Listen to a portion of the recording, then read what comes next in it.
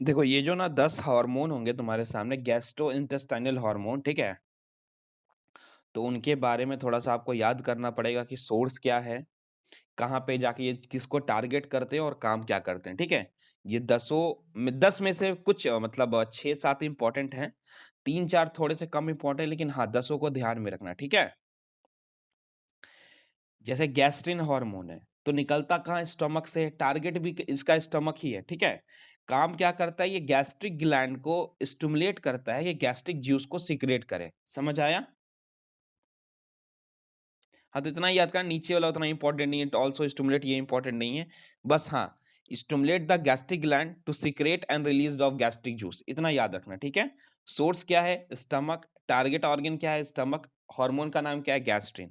मतलब स्टमक से निकलता है, टारगेट भी स्टमक को करता है, काम क्या करता है? गैस्ट्रिक ग्लैंड को बोलता है कि तू गैस्ट्रिक जूस को सीक्रेट कर, पक्का? फिर देख एक है इंटेरोगैस्ट्रॉन जिसको गैस्ट्रिक इनहिबिटर पेप्टाइल जीआईपी भी कहते हैं, ठीक है? देख क्या लिखा हुआ है। सोर्स क्या है? ड्यूडेनम से निकलता है, ठीक है? टारगेट क्या है? स्टमक है। काम क्या करता है? ये गैस्ट्रिक सिक्रेशन या मोबिलिटी को कॉन्ट्रैक्शन देता है, ठीक है? ये उसको रोकने का काम करता है, इनहिबिट करने का काम करता है, ठीक है? Inhibit gastric secretion and motility, ठीक है?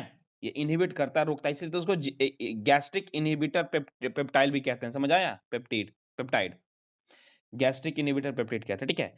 फिर सेक्रेटिन है, सेक्रेटिन के बारे में मैंने बताया था ना, ये बाइकार्बोनेट का फ्लो पूरा तर चलाता है, इसको फायरमैन भी कहते हैं, याद आया? ये पैनक्रियाज और गॉल ब्लैडर को बोलता है, ये बाइकार्बोनेट अगर एसिड आ गया है तो। तो काम क्या है ड्यूडेनम करता किस पे, सॉरी, कहाँ से मिलता है? तो ठीक है? ड्यूडेनम से मिलता है। अटैक किस पे करता है? टारगेट किसको करता है? पैनक्रियास, लीवर, स्टमक को क्रिएट करता है। अगर स्टमक में अगर गलती से स्मॉल इंटेस्टाइन में आ गया एसिड, तो ये काम करेगा कि भैया उसको बोलेगा कि तू जल्दी सीक्रेट कर, नहीं तो फिर यहाँ आग लग जाएगी, ठीक है? कॉलसिस्टोकाइनिन ये इंपॉर्टेंट है। अभी तक जितना ही बता रहा हूँ सारे इंपॉर्टेंट ही है, ठीक है? कॉलसिस्टोकाइनिन, ठीक है? स्मॉल इंटेस्टाइन से निकलता है, काम करता है गॉल ब्लैडर और पैनक्रियास पे, ठीक है? ये गॉल ब्लैडर को कॉन्ट्रैक्ट करता है, ठीक है? Contract the gall bladder to release bile, bile को रिलीज करवाने के लिए। ये पैनक्रियास को भी स्टिमुलेट करता है और बोलता है कि डाइजेस्टिव जूस जो है जो पैनक्रियाटिक जूस है उसको सीक्रेट कर, क्या लिखा हुआ है? इंक्रीज सिक्रेशन ऑफ, कहाँ लिखा हुआ है? हाँ, कहाँ कहाँ contract the gall bladder to release the bile, stimulate pancreas, secreted and release digestive enzyme in the pancreatic juice, ठीक है? ये इस पैनक्रियाज को भी स्टिमुलेट करता है ताकि डाइजेस्टिव जूस को सीक्रेट कर सके और पैनक्रियाटिक जूस में, ठीक है? फिर डियोक्राइनिन, तो डियोक्राइनिन का आपको नाम से ही पता चल रहा है, टारगेट भी ड्यूडेनम है, निकलता भी ड्यूडेनम से है, ठीक है? और काम क्या है? काम है ये जो है, ये जो है स्टिमुलेट करता है ब्रूनस ग्लैंड को, ठीक है? ताकि म्यूकस रिलीज कर सके, ठीक है? ठीक है? इंटेस्टाइनल जूस में वही लिखा हुआ है, ठीक है? स्टिमुलेट द ब्रूनस ग्लैंड, या the Brunner's gland submucosal gland में होता है, तो stimulate the Brunner's gland to release mucus and enzyme into the intestinal juice, ठीक है? हाँ जी, तो इंटेरोक्राइन का काम क्या है? इंटेरोक्राइन निकलता कहाँ? स्मॉल इंटेस्टाइन से है, टारगेट भी स्मॉल इंटेस्टाइन है, ठीक है? ये स्टिमुलेट करता है क्रिप्स ऑफ लिवन कोहन को ताकि इंटेस्टाइनल जूस को सीक्रेट किया जा सके, ठीक है?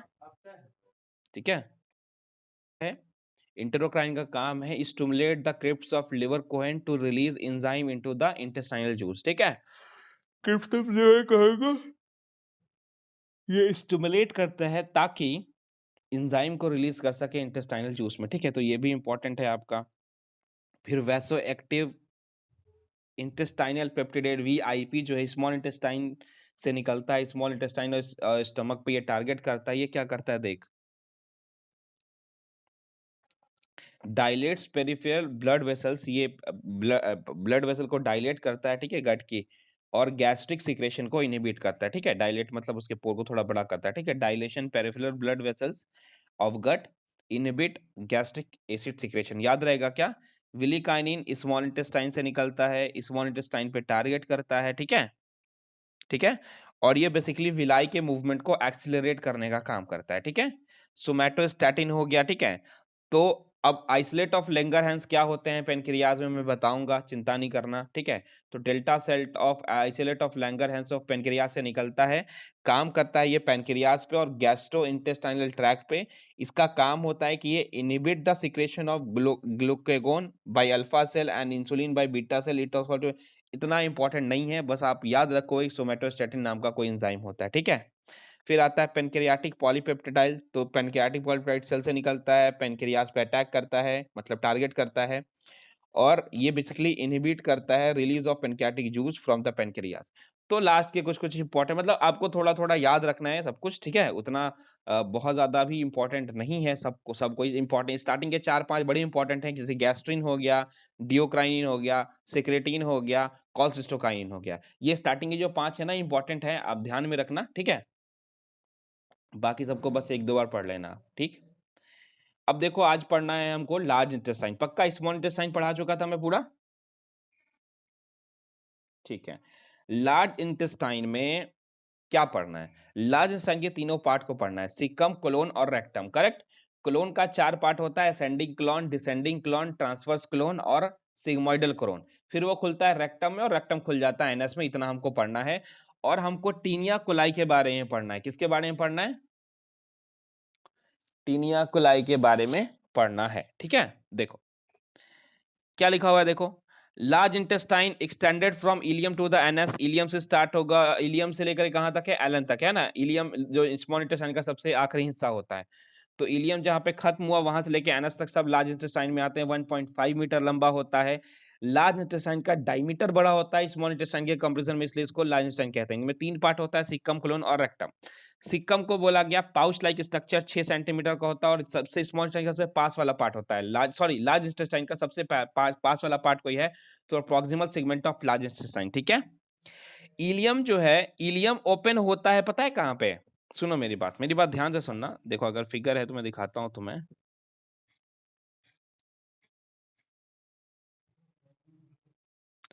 दिख रहा है तुमको? ये सीकम है, ठीक है? ये सीकम है, ये सीकम है, ये सीकम वाला पार्ट है तुम्हारा, ये सीकम है। और यहाँ पे खुल रहा है इस मोनेटेशन का पार्ट, ठीक है? मेरी बात ध्यान से सुनना। जहां पे ये ओपन होता है ना, वो बेसिकली सीकम और कोलोन का जंक्शन है। क्या है? मतलब जहां पे सीकम खत्म हो रहा है, क्लोन स्टार्ट हो रहा है, वहीं पे स्मॉल इंटेस्टाइन आके जुड़ता है। समझ आया? देख लिखा हुआ है यहाँ पे।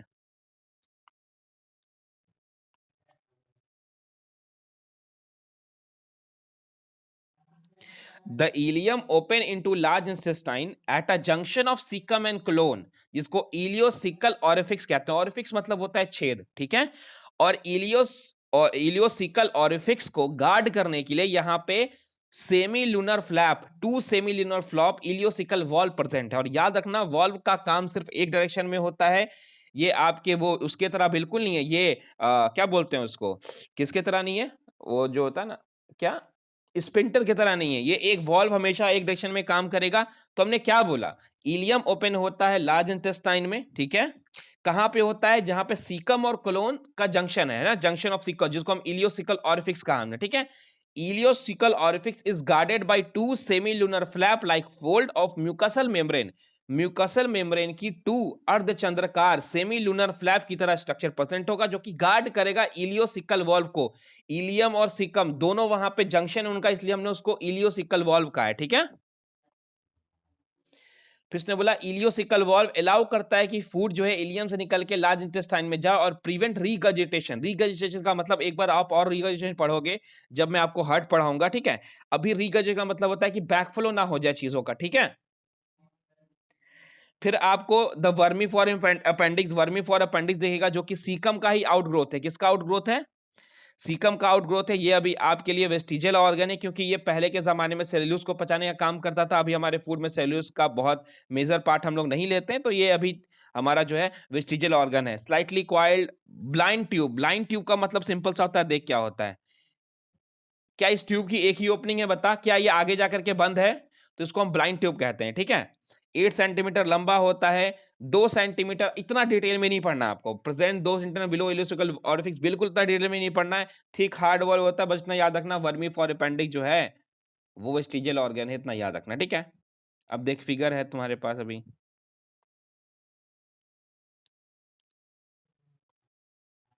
देख ये सीकम का ही आउटग्रोथ है क्या, नीचे देख तो ब्लाइंड ट्यूब की तरह दिखा, तो ये अपेंडिक्स है, समझ आता है। चलो बहुत बढ़िया। कोलोन की बात बोले, सीकम हो गया ना, सीकम छोटा सा पाउच था, उसमें सीकम और किसके, सीकम और कोलोन के जंक्शन पे आकर के स्मॉल स्नेटाइन का वो लास्ट वाला पार्ट इलियम जुड़ता है पक्का। सीकम वाले ही पार्ट में वर्मीफॉर्म अपेंडिक्स है, जो कि ब्लाइंड ट्यूब लाइक स्ट्रक्चर है, निकला हुआ आउटग्रोथ आपने देखा। अब बात करते हैं कोलोन का। कोलोन का 4 पार्ट होता है। पहला होता है असेंडिंग क्लॉन, दूसरा होता है डिसेंडिंग क्लॉन, दूसरा होता है ट्रांसवर्स, मान ले ट्रांसवर्स, उसके बाद डिसेंडिंग, उसके बाद सिग्मोइडल, पक्का। तो कोलोन, तो largest segment of the large intestine, intestine का सबसे बड़ा कोई पार्ट है तो वो कोलोन है, ठीक है। 1.25 सेंटीमीटर लॉन्ग होता है ह्यूमन में। इन्वर्टेड यू है, कैसा है, इन्वर्टेड यू बोले तो ऐसा है ये, ठीक है, समझ आया। असेंडिंग क्लोन, फिर transverse clone, descending clone, sigmoidal clone, ठीक है। क्लोन का सबसे छोटा पार्ट असेंडिंग क्लोन है, याद रखेंगे आप। बहुत ध्यान देना क्या लिखा हुआ है, देख। अच्छा, अब मैं पॉइंट्स ऐड करना भूल गया यहाँ पे, चल मैं बता दूंगा। ये क्या है, ये क्या है,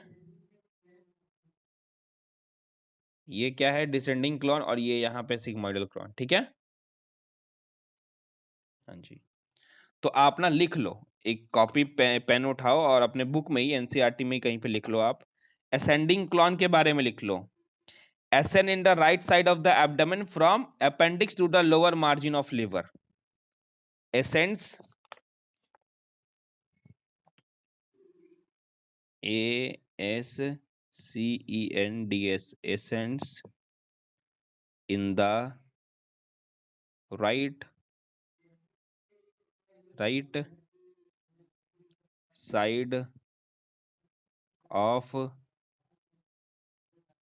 abdomen from appendix to the lower margin of liver, lower margin of liver. लिख लिया क्या, चलो मैं लिख दोबारा बोल देता हूँ। ascends in the right side of the abdomen, ascends in the right side of the abdomen from appendix, देख लिखा हुआ है ना appendix, appendix, ये ascending colon के बारे में। appendix से लेकर के ये लोअर साइड ऑफ द, इधर तुम्हारा लिवर प्रेजेंट है, कौन प्रेजेंट है, लिवर। तो लिवर का जो लोअर मार्जिन होता है ना, वहां तक जाता है ये, समझ आया, समझ आया पक्का, ठीक है। लिख लिया सानिया आपने, ठीक है। डिसेंडिंग क्लॉन है ये, तो कहाँ गया, फिर sigmoidal, transverse from the right side of the man. अच्छा, ये राइट साइड है ना तुम्हारा, और ये लेफ्ट साइड है। राइट साइड में लिवर होगा यहाँ पे, और यहाँ पे स्प्लीन होगा, कौन होगा, स्प्लीन। मैं इसलिए बता रहा हूँ, अगला पॉइंट इसी बात पे आपको समझ आएगा, कहाँ पे लिवर कहाँ पे स्प्लीन है। ट्रांसवर्स कोन के बारे में लिखना, from the right side of the abdomen from liver side to the spleen side. Transverse कहाँ से कहाँ है, लिवर से स्प्लीन तक है, पक्का, ठीक है, लिख लो। फ्रॉम द ट्रांसवर्स क्लोन के बारे में लिखना, यहाँ पे लिवर है, यहाँ पे स्प्लीन है, ठीक है, यहाँ पे स्प्लीन है। From the right side of the abdomen from liver side to the spleen side, कहाँ से कहाँ तक, इधर। अच्छा, लिवर राइट में है कि लेफ्ट में है लिवर, और स्प्लीन लेफ्ट में है, पक्का। चलो फिर आते हैं, असेंडिंग क्लोन हो गया, ट्रांसवर्स क्लोन हो गया, डिसेंडिंग क्लोन के बारे में है ना।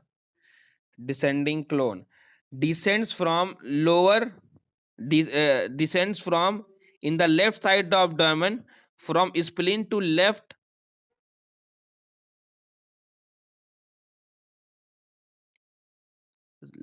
side of pelvic girdle।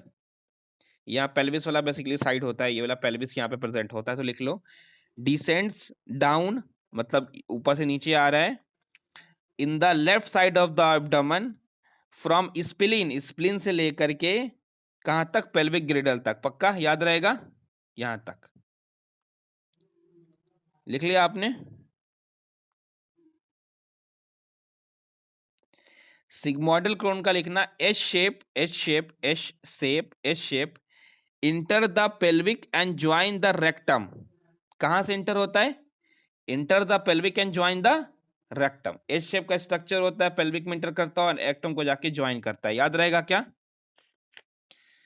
अच्छा, तो एक बात मुझे बता, एक बात मुझे बता, ये असेंडिंग क्लोन यहां पे आके मुड़ रहा है, ये साइड यहां पे कौन, लीवर है कि स्प्लीन है? अच्छा, फिर यहाँ पे भी मुड़ रहा है ना, यहाँ पे ये भी आके मुड़ रहा है, ये क्या स्प्लीन वाला साइट है? तो इन दोनों जगह को ना कुछ कुछ कहते हैं। क्या कहते हैं? कुछ कुछ कहते हैं, ठीक है। लिवर से है तो क्या लिवर से रिलेटेड कुछ कहेंगे? क्या लगता है, सही बोल रहा हूं क्या? पक्का? इसको हेपेटिक फ्लैक्चर कहते हैं। क्या कहते हैं? हेपेटिक। हेपेटिक मतलब लिवर होता है ना, हेपेटिक फ्लैक्चर मैं लिख देता हूं। एच यहाँ पे इस वाले पोर्शन को कहते हैं हेपेटिक फ्लैक्चर, ठीक है। एक सेकंड रुकना जरा। तो ये जो साइट है ना, मुड़ा हुआ साइट जो यहाँ पे लिवर के साइड से जो मुड़ रहा है, उसको क्या कहा आपने? Hepatic flexure. पक्का? HEPATIC hepatic, FLEXTURE hepatic flexure. पक्का? ये स्प्लीन वाला साइट है ना, तो स्प्लेनिक फ्लैक्चर क्या बोलते हैं उसको? Splenic flexure. याद रहेगा? सानिया याद रहेगा? समझ आया कि फिर से बता दूं?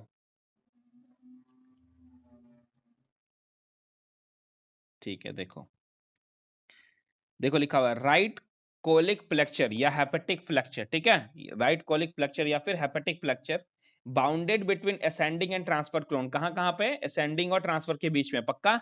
लेफ्ट क्लोइक फ्लैक्चर, क्योंकि लेफ्ट साइड में है ना स्प्लीन, तो स्प्लीनिक फ्लैक्चर कहते हैं। ये ट्रांसफर और डिसेंडिंग क्लोन के पास है। पक्का?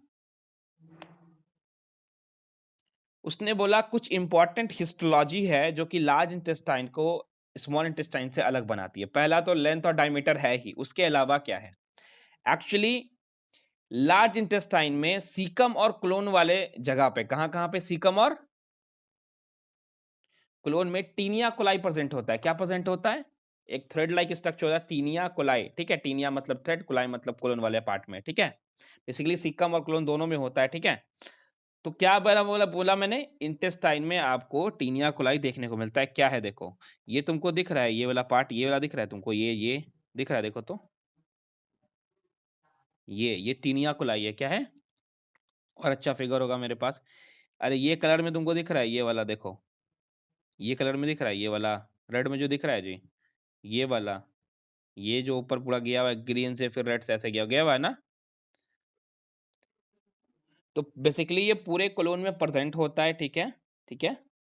बेसिकली पूरे कॉलोन में प्रेजेंट होता है और सिकम वाले पार्ट में भी प्रेजेंट होता है, जो कहते हैं टीनिया कोलाई। क्या मैंने बोला? Taenia coli. और ये ना सीकम और कोलोम के लेंथ से छोटा होता है। किससे छोटा होता है? सीकम और कोलोन से लेंथ से छोटा होता है। मान लिया ये। पक्का? मैंने बोला यहां से लेकर के यहां तक सीकम और क्लोन है। पक्का?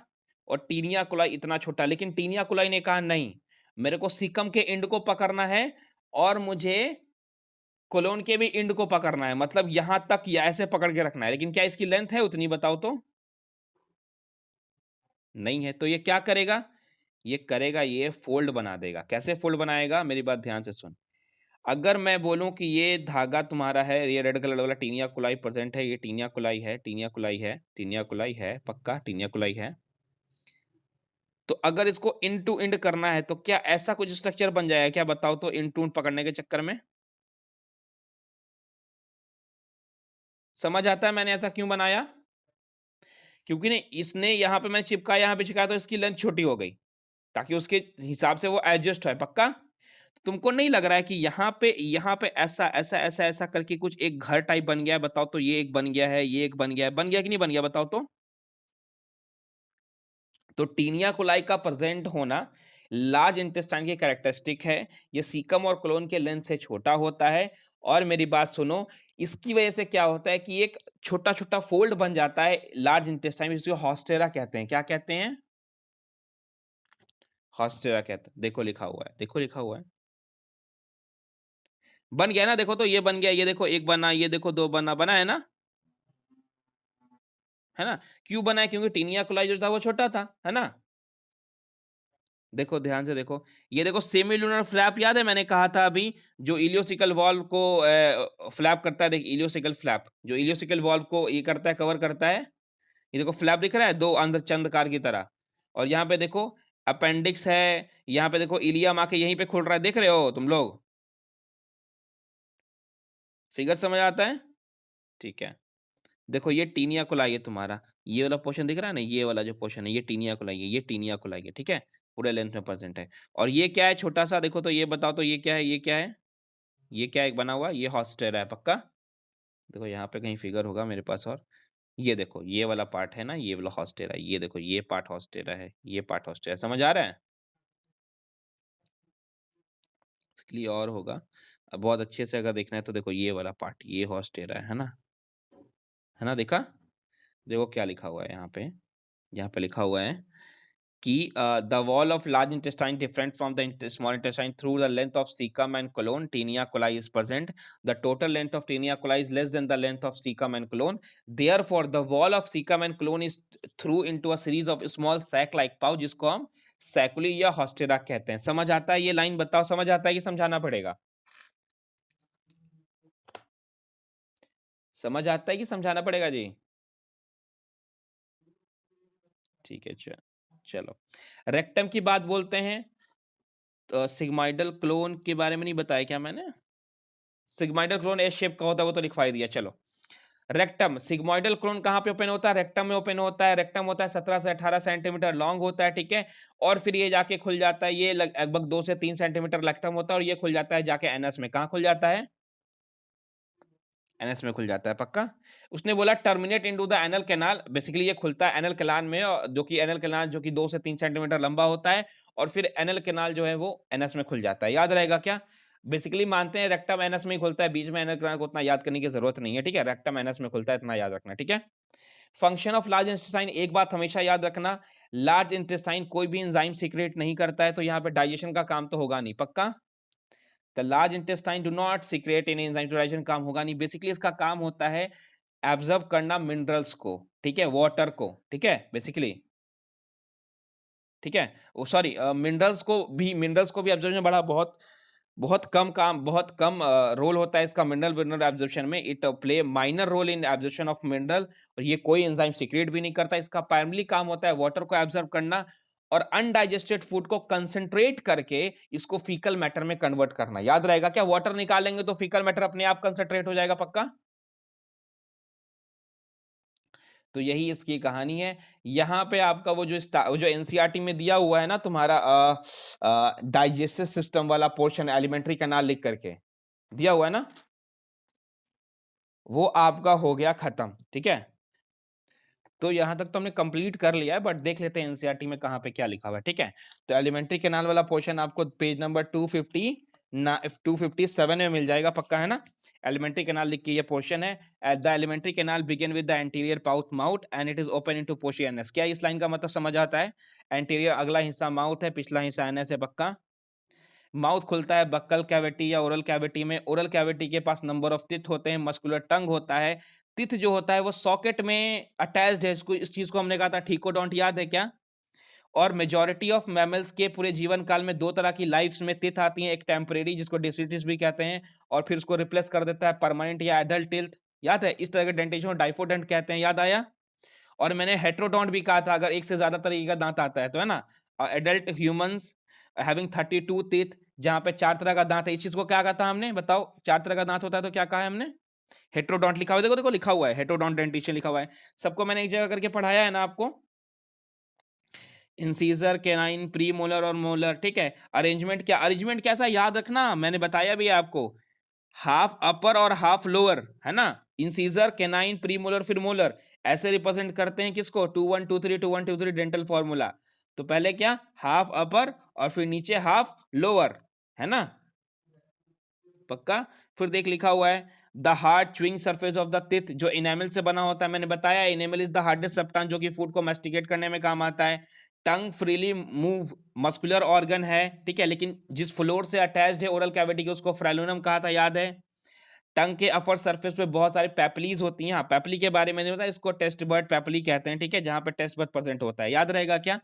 अपर सरफेस और टंग के पास स्मॉल प्रोजेक्शन हो जिसे पैपली कहते हैं, सम ऑफ विच भी टेस्ट बर्ड, पैपली भी होता है और टेस्ट बर्ड भी होता है। पैपली 4-5 तरीके का होता है, उतना डिटेल में नहीं जाना, बस याद रखना कि अपर सरफेस में टंग के पैपली प्रेजेंट होता है और some of which bear taste bud, इनमें से कुछ जो है इनके पास टेस्ट बर्ड बर्ड भी प्रेजेंट होता है, पक्का। फिर ओरल कैविटी खुलता है जाके फेरिंग्स में, जो कि कॉमन पैसेज है फूड और एयर दोनों के लिए, ठीक है। फिर ईसोफेगस है, ट्रैकिया दोनों में खुलता है, ट्रैकिया को विंड पैप कहते हैं ना, याद है क्या। तो फेरिंग्स जो होता है ईसोफेगस में भी खुलता है और ट्रैकिया में खुलता है, करेक्ट। लेकिन ट्रैकिया को कवर करने वाला, जैसे आप फूड निकलते हो ट्रैकिया को कोई कवर तो करेगा ना, वरना फूड तो चला जाएगा विंड पाइप में।